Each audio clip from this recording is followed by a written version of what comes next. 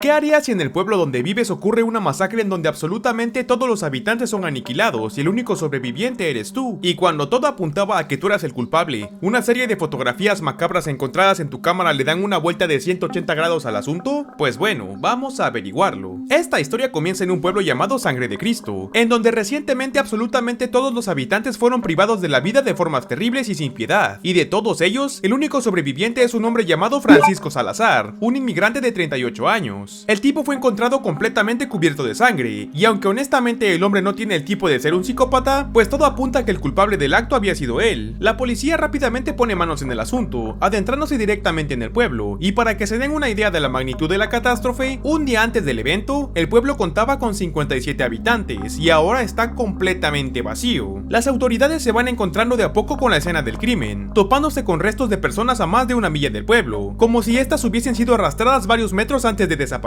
Y digo desaparecer porque, misteriosamente, ninguna persona fue encontrada completa, únicamente por partes. A medida que el reportaje va avanzando, se nos van presentando testimonios de personas que, de una u otra forma, estuvieron involucradas con este evento. El primero en ser entrevistado es un hombre llamado Lauren Ross, el cual es un escritor de renombre que ha realizado más de 5 libros, todos ellos relacionados a casos que aparentemente tienen una explicación clara y precisa, pero que según sus palabras, estos pueden tener pistas que muchas veces no se toman en cuenta. El tipo cuenta que, algunas horas después del evento ocurrido en Sangre de Cristo, Francisco Salazar fue encontrado por un camionero llamado Mario Schatzker, cuando este intentaba cruzar la carretera, el cual rápidamente lo trepó a su camión, y después procedió a llevarlo al hospital más cercano. La gente rápidamente comenzó a creer que las autoridades habían detenido a Francisco por el simple hecho de ser mexicano, pero el sheriff del lugar sale a aclarar que esto no es así. Él fue detenido porque estaba bañado con la sangre que le pertenecía a más de 15 personas. Aunque a primera instancia eso sería suficiente prueba para condenar al pobre Francisco, no se estaba tomando en cuenta otra cosa que también era muy importante, y es que en los restos de las víctimas se encontraban heridas provocadas por mordidas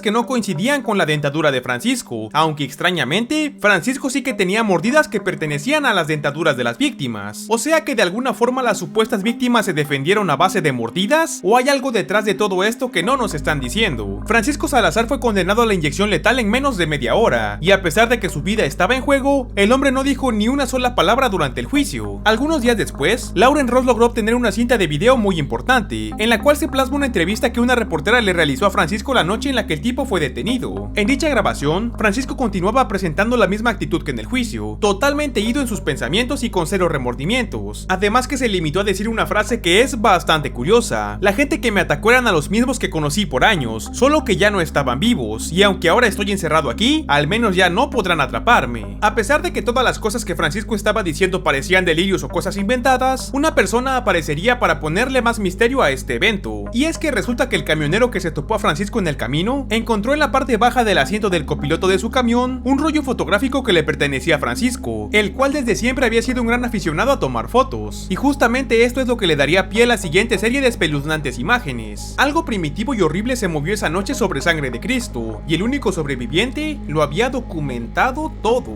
A pesar de que un fotógrafo de renombre analizó cada una de las imágenes que fueron extraídas del rollo, y prácticamente podría jurar por su vida que ninguna de ellas había sido retocada o alterada, la policía desestimó las imágenes casi de forma inmediata, argumentando que cualquier persona que medianamente supiera usar Photoshop podría editar una imagen de esa forma. Para este punto, tanto las autoridades como la opinión popular sabían que solamente habían dos opciones: o Francisco cometió este crimen atroz y montó la escena para poder sacar sus fotos, o todo lo que estaba diciendo era absolutamente cierto. Para intentar darle algo de credibilidad a las fotografías, la entrevistadora le pide a Francisco que empiece a contar las cosas que vivió desde el inicio, y sin nada que perder, el hombre así lo hace. El hombre cuenta que en el momento que todo comenzó, él estaba colocando un rollo en su cámara para hacer algunas fotos, cuando de repente un chico del pueblo llamado Dani apareció en su entrada completamente bañado en sangre. Francisco rápidamente lo ayuda y lo recuesta en su sofá, y a los pocos minutos, el chico pierde la vida. Lo increíble es que inmediatamente Dani se pone de pie, y en palabras de Francisco, el chico tenía la misma cara y el mismo cuerpo, pero ese ya no era Dani. Sintiéndose amenazado y empleando su instinto de supervivencia, Francisco se vio forzado a detener a Dani empleando un pico, y es hasta ese momento que el chico dejó de moverse. La policía sabe que esto es un hecho. Ahora la pregunta es, si Francisco ya había cometido este crimen, ¿por qué en lugar de correr hacia el sur decidió meterse al pueblo a pedir ayuda? Pues esto se responde con la siguiente foto.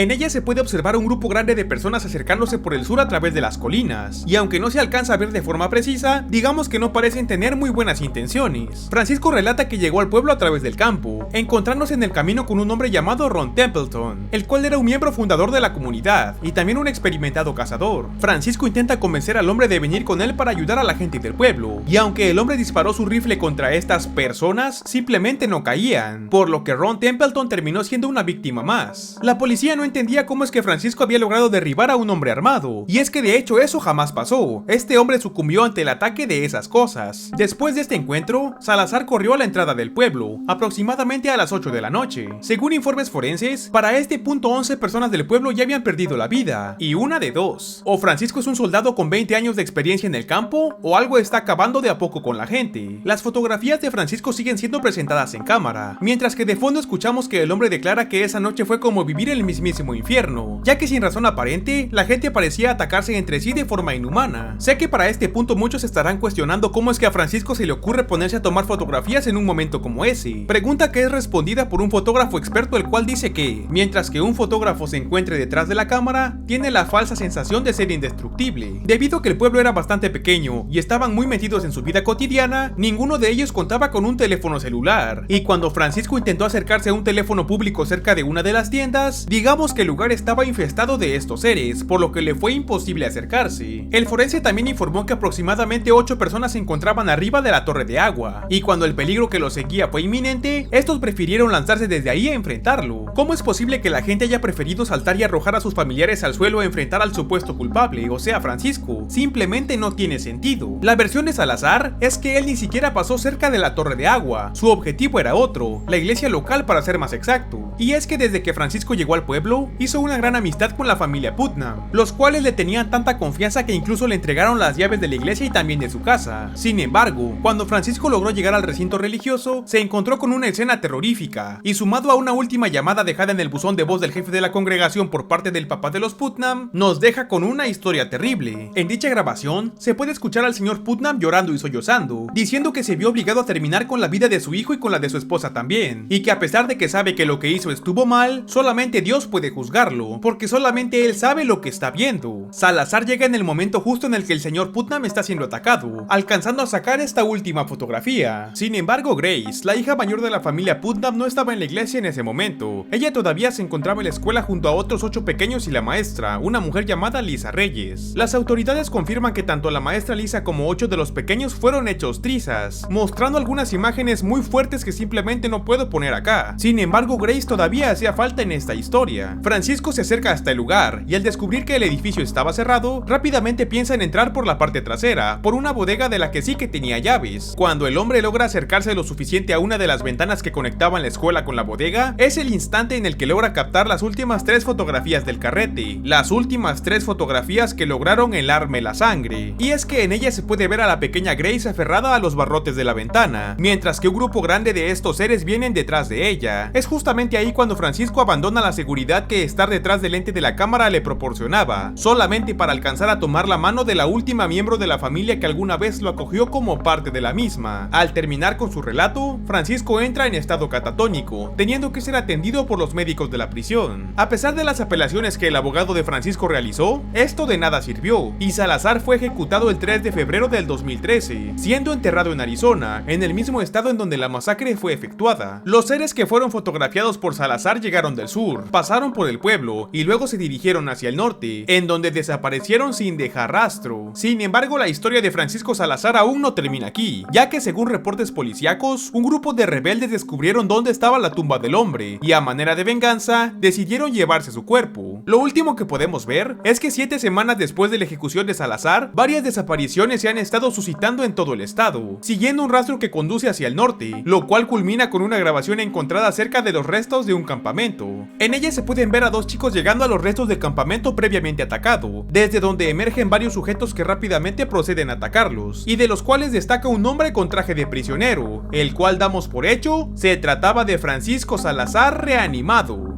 finalizando la historia. ¡A huevo! ¡Triunfó el mal! Por si no quedó claro, las cosas que atacaron el pueblo de Sangre de Cristo eran básicamente zombies, y a juzgar por las fotografías, estos parecían deformarse a tal grado que perdían todo rastro de humanidad, pareciéndose más a demonios o vampiros que a zombies. Pero esto únicamente es teoría mía, déjame saber qué piensas tú en comentarios, te prometo que los leeré. Yo ya te conté una, ahora tú cuéntame, ¿qué te pareció la historia del día de hoy? Recuerda seguirme en mis redes sociales, y regálame un like fotográfico para que YouTube nos trate bonito. Por mi parte sería todo, nos vemos.